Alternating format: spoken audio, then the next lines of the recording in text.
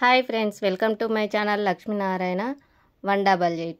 నేను మీ లక్ష్మి. నేను 1 కేజీ చేపలు తీసుకున్నా. అది సూప్ ఎలా చేసుకున్నాడో చూద్దాం. ఇప్పుడు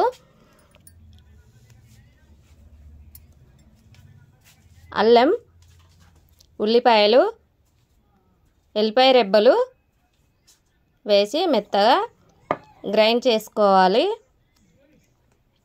చూడండి, ఇలా గ్రైండ్ చేసి పెట్టుకోవాలి.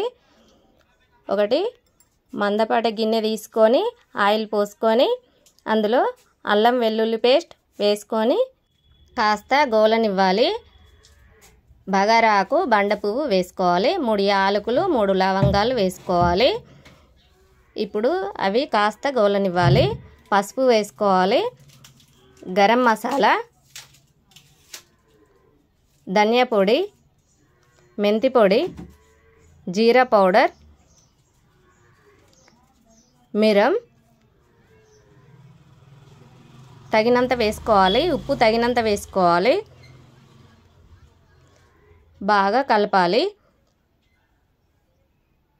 ఇప్పుడు 2 నిమ్మకాయలు తీసుకున్న నేను, అందులో రసం పోసుకోవాలి.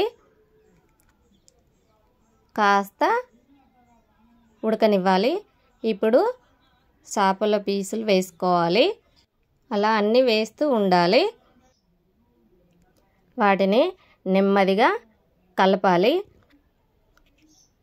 అవి కాస్త గోలనివ్వాలి ఆయిల్లో. నెమ్మదిగా వాటిని అటు ఇటు మర్రేస్తూ ఉండాలి.